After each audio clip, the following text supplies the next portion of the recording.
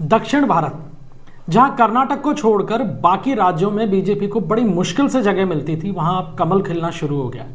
BJP ने पहले केरल और अब तेलंगाना के अंदर जबरदस्त तरीके से पैठ बनानी शुरू कर दी है। और आज इस वीडियो में हम बात करेंगे तेलंगाना के निकाय चुनाव की, जहां बीजेपी ने सबको चौंका दिया है। लोकसभा में जरूर सीटें थी, लेकिन बाकी कोई आधार नहीं था। लेकिन इन निकाय चुनावों ने बता दिया है कि तेलंगाना में आने वाले दिनों में बीजेपी एक बड़ी ताकत बनकर उभरने वाली है। तो आज के वीडियो में मुख्य फोकस रहेगा तेलंगाना पे, लेकिन ये स्टोरी दक्षिण भारत की राजनीति के बदलते हुए ट्रेंड को दिखाती है। चलिए शुरू करते हैं। सबसे पहले आपको ये बताते हैं कि आखिर तेलंगाना में हुआ क्या है। बीती 11 फरवरी को तेलंगाना में 7 नगर निगमों और करीब 116 नगर पालिकाओं के चुनाव हुए। कुल वार्ड थे 2996, यानी लगभग 3000 के आसपास। 3 बड़ी बातें निकल कर आई इन परिणामों से। पहली बात यह कि कांग्रेस 1537 वार्डों में जीती और टॉप पर रही, शानदार प्रदर्शन किया।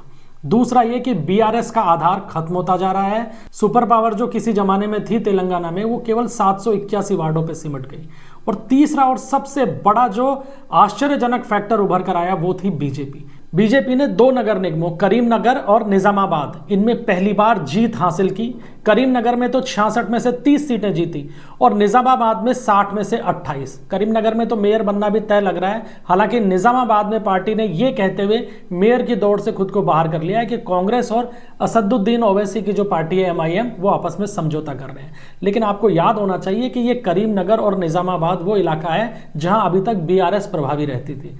हालांकि सांसद के तौर पे यहां बीजेपी का झंडा बुलंद है दोनों जगह ही, लेकिन निकाय चुनाव में या विधानसभाओं में यहां पे मुख्य रूप से बीआरएस का ज्यादा प्रभाव था, लेकिन वो अब खत्म हो गया है। इन दोनों नगर निगमों के अलावा बीजेपी ने कुछ और नगर पालिकाओं में भी अच्छा प्रदर्शन किया है, जैसे कि महबूब नगर में 6, नालगोंडा में 4 और सूर्यपेट के अंदर 1 पार्षद जीत कर आया। इसके अलावा आदिलाबाद में 21 सीटें जीती हैं, कामारेड्डी में 16 और निर्मल में 13 सीटों के ऊपर बीजेपी के पार्षद जीते हैं। और यह दिखाता है कि बीजेपी अब केवल हैदराबाद के आसपास के शहरी इलाकों तक सीमित नहीं है, बल्कि पूरे राज्य में धीरे धीरे अपनी पकड़ बनाती जा रही है और बीआरएस खत्म हो रही है। और बीआरएस के खात्मे की कीमत पर बीजेपी लगातार आगे बढ़ती जा रही है। नगर निगमों और नगर पालिकाओं में इस तरीके का अच्छा प्रदर्शन करने के बाद अब बीजेपी ने अपना अगला टारगेट सेट किया है ग्रेटर हैदराबाद म्युनिसिपल कॉर्पोरेशन, यानी हैदराबाद नगर निगम में।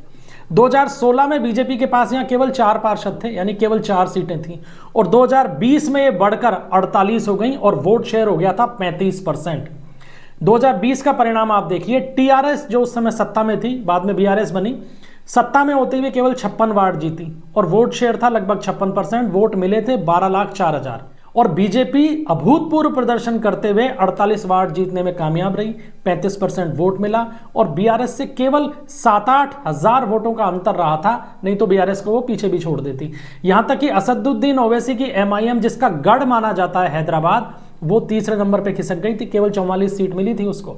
तो बीजेपी ने जो 48 सीटें जीती पिछली बार, यानी 2020 में हैदराबाद म्युनिसिपल कॉर्पोरेशन में, अब बीजेपी वहां पे सत्ता हासिल करना चाह रही है। और जो अभी हालिया निकाय चुनाव में जिस तरीके का प्रदर्शन हुआ है पार्टी का, उसके बाद पार्टी को ये लगने लगा है कि हैदराबाद नगर निगम में भी भगवा लहरा सकता है और उस रणनीति के ऊपर काम करना पार्टी ने शुरू कर दिया है। अब सवाल ये उठता है कि तेलंगाना में जो बीजेपी का उभार हो रहा है, ये किस तरीके से हो रहा है। इसको समझने के लिए आप केरल पे नजर डालिए। पहले केरल के अंदर हमेशा सत्ता की लड़ाई 2 गुटों में रही, एलडीएफ और यूडीएफ। एलडीएफ यानी लेफ्ट का जो गठबंधन है, वो पिछले 10 साल से सत्ता में है। सामने है कांग्रेस का यूडीएफ। या तो एलडीएफ सत्ता में आता है या यूडीएफ सत्ता में आता है। इन्हीं दोनों के बीच राजनीति चल रही थी, लेकिन तीसरा मेजर फैक्टर बन के उभरी है बीजेपी। और बीजेपी जैसे जैसे उभरती जा रही है केरल में, एलडीएफ नीचे आता जा रहा है, क्योंकि एलडीएफ को केरल के अंदर हिंदू वोट मिला करते थे।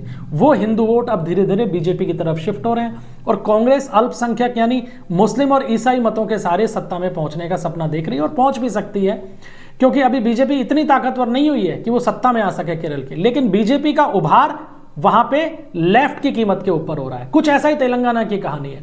तेलंगाना में बीजेपी का कोई आधार नहीं था, लेकिन जैसे जैसे बीआरएस कमजोर होने लगी, बीजेपी आगे बढ़ने लगी। पिछले लोकसभा चुनाव में हमने देखा भी 16 में से 8-8 सीटें कांग्रेस और बीजेपी में बट गई, बीआरएस को एक भी सीट नहीं मिली। तो ये जो 8 सांसद बीजेपी के जीत के आए थे, ये इसीलिए क्योंकि बीआरएस का जो वोट बैंक है, हिंदू वोट बैंक जो है मुख्य रूप से, वो बीजेपी के अंदर शिफ्ट हो रहा है। और अब हैदराबाद म्युनिसिपल कॉरपोरेशन का जो चुनाव होने जा रहा है उसमें बीजेपी यही सोच रही है।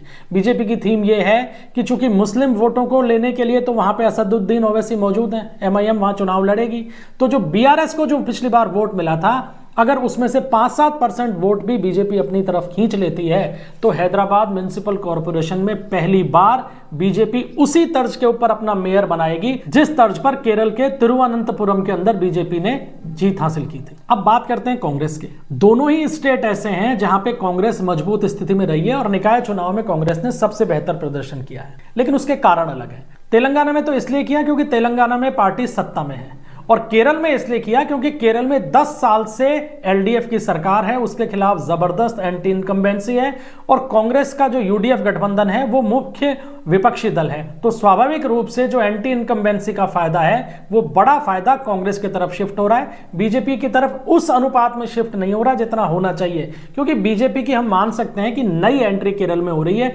इससे पहले तक कोई बड़ा आधार बीजेपी का था नहीं। दक्षिण भारत के राज्यों में केवल कर्नाटक ही ऐसा राज्य है जहां बीजेपी का जनाधार रहा है, इसके अलावा बीजेपी तरसती रही है वोट लेने के लिए। आंध्र प्रदेश में जो सत्ता में भागीदारी है वो भी इसलिए क्योंकि टीडीपी के साथ में गठबंधन के अंदर चुनाव लड़ा गया था और पवन कल्याण भी साथ में थे। लेकिन केरल और तेलंगाना में अब बीजेपी पहली बार अपने दम पर अपनी पैठ बना रही है, और निकाय चुनाव में पैठ बनाना इसलिए महत्वपूर्ण होता है क्योंकि निकाय चुनाव के अंदर हमेशा प्रदर्शन या तो सत्ताधारी दल का होता है या उस दल का होता है जो मुख्य विपक्षी दल माना जाता है सरकार के खिलाफ। बीजेपी दोनों ही सीन में नहीं है, लेकिन इसके बावजूद उसे वोट शेयर बढ़ रहा है, उसे वोट मिल रहे हैं। इसका मतलब दोनों स्टेट्स के अंदर धीरे धीरे बीजेपी ग्रास रूट के ऊपर काम कर रही है और उसका परिणाम उसको मिल रहा है। तो ये जो दोनों राज्यों के अंदर और तेलंगाना में जीत हुई है, ये लोकल जीते हैं लेकिन छोटी नहीं है, ये विधानसभा चुनाव का ट्रेलर है।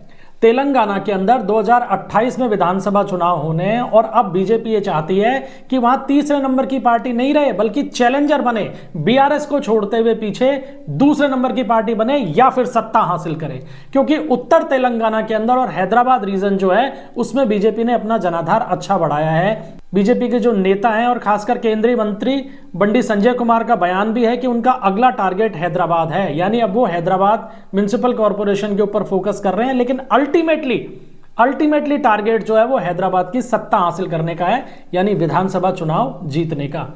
केरल में भी 2026 में विधानसभा चुनाव होने हैं और यहां भी एनडीए का वोट शेयर बढ़ सकता है। तिरुवनंतपुरम की जो जीत हुई थी मेयर इलेक्शन में, उससे पार्टी के हौसले बुलंद हैं और बीजेपी उसी रणनीति पे काम कर रही है कि अगर सत्ता नहीं मिले तो मैक्सिमम वोट शेयर बढ़ाए जाएं और मैक्सिमम सीटों की संख्या में इजाफा किया जाए। तो दोनों ही राज्यों के अंदर जिस तरीके से बीजेपी की पैठ बढ़ रही है, भले ही धीरे धीरे बढ़ रही है, ये राष्ट्रीय राजनीति को आने वाले दिनों में बड़ा बदलाव ला कर देंगी। कांग्रेस और रीजनल पार्टियों को अलर्ट हो जाना चाहिए। तो दोस्तों, तेलंगाना और केरल की जो ये निकाय चुनाव की सफलताएं हैं ये बताती हैं कि दक्षिण के अंदर भी अब कमल खिलने लगा है। कर्नाटक में नहीं, कर्नाटक से बाहर भी कमल खिलने लगा है। अब क्या ये ट्रेंड जारी रहेगा? कमेंट सेक्शन में जरूर बताइएगा। अगर आप केरल से या तेलंगाना से आते हैं तो वहां के धरातल की जानकारी भी हमें दीजिएगा। वीडियो अगर पसंद आए तो लाइक कीजिएगा, शेयर कीजिएगा और चैनल को सब्सक्राइब जरूर कीजिएगा। मिलते हैं अगले वीडियो में, तब तक के लिए इजाजत दीजिए। जय हिंद, जय भारत।